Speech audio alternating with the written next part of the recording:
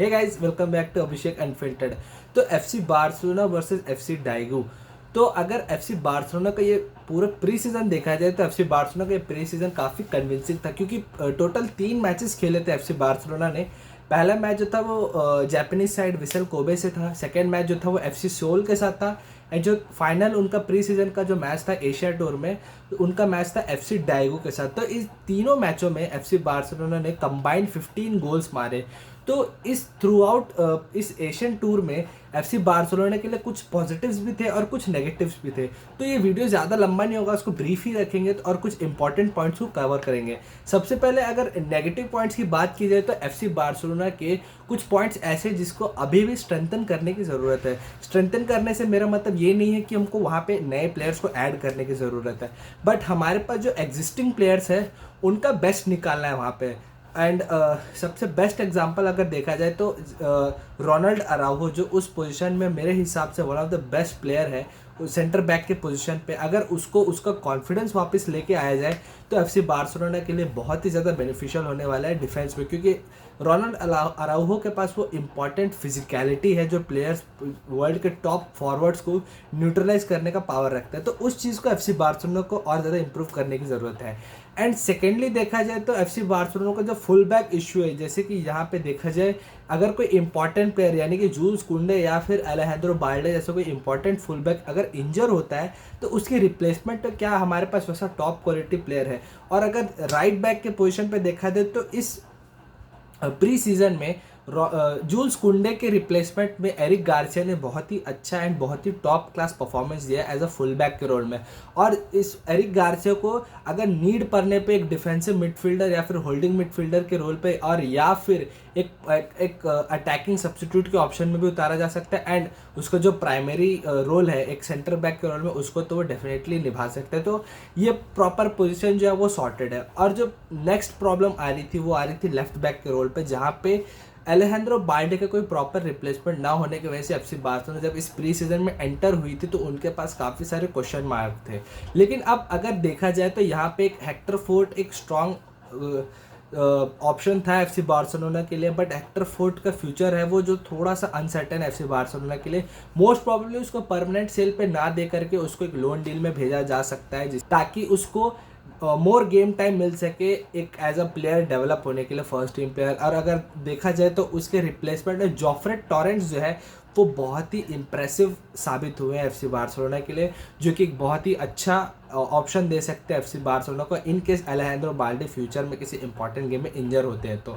और अगर उसके जगह पर देखा जाए तो जोफ्रे टॉरेंट्स एंड बहुत ही अच्छा ऑप्शन जेरार्ड मार्टिन का भी मिल सकता है, जो कि कल के गेम में एक सेंटर बैक के रोल में भी खेलता हुआ नजर आया। तो अगर देखा जाए तो जेरार्ड मार्टिन जो है वो उसका जो सबसे पॉजिटिव अगर कोई ट्रेड देखा जाए, फिर आप उसका जो स्ट्रेंथ कह लो तो वो क्रॉसिंग है। तो एज अ सेंटर बैक अगर देखा जाए तो वो लाइन ब्रेकिंग पासेस डाल सकता है अपने लेफ्ट फुट से, नहीं तो अगर उसको फुल बैक के रोल में खिलाया जाए तो बहुत ही अच्छे असिस्ट डाल सकता है, जैसे कि कल उसने रॉबर्ट लेवांडोस्की को बहुत ही परफेक्ट कैलकुलेटेड बॉल डाला था और जिसको रॉबर्ट लेवांडोस्की ने बरी किया वहाँ पे।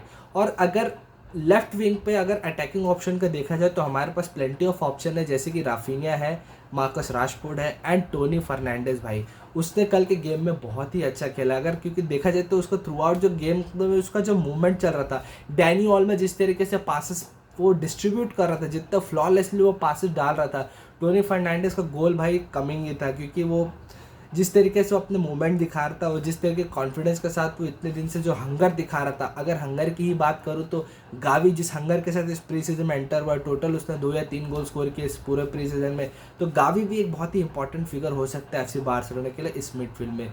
और एक और इम्पॉर्टेंट पॉइंट अगर एफसी बार्सिलोना की कवर करें तो भाई मार्क आंद्रे टर स्टेगन के साथ सिचुएशन ऑलरेडी ही बिटर स्वीट चल रही थी और इस आफ्टरनून से सिचुएशन और थोड़ी सी वर्स हो गई है, क्योंकि एफसी बार्सिलोना जो है वो बहुत ही ज़्यादा नाराज़ है टर स्टेगन से।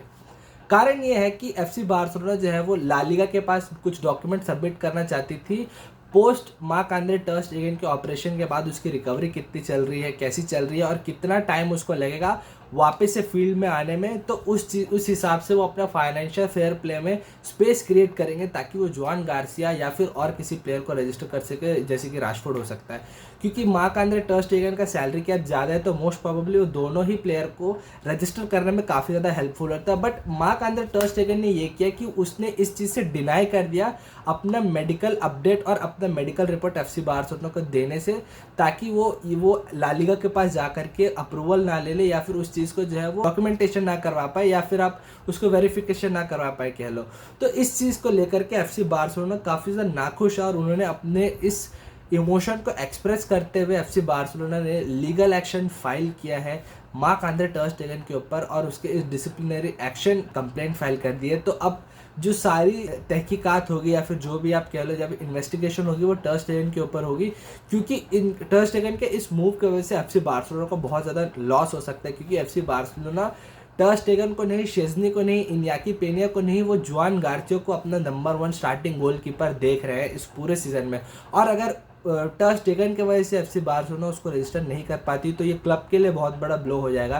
क्योंकि एफसी बार्सिलोना ये चीज़ जानती है कि जुआन गार्सिया जो है वो इन सारे गोलकीपर से अभी 1 या 2 स्टेप अहेड है, क्योंकि उनका जो बॉल डिस्ट्रीब्यूशन है या शॉट स्टॉपिंग आप उसके एवरेजेस को देखोगे तो इन सारे प्लेयर से काफ़ी ज़्यादा हाई होता है। एफसी बार्सिलोना बहुत ज़्यादा डिपेंड कर रही है या फिर बहुत ज़्यादा जो है वो अपने स्टेक्स को लगा के रखी है जुआन गार्सिया पे, जिसको रजिस्टर करना बहुत ज़रूरी है टाइम पे।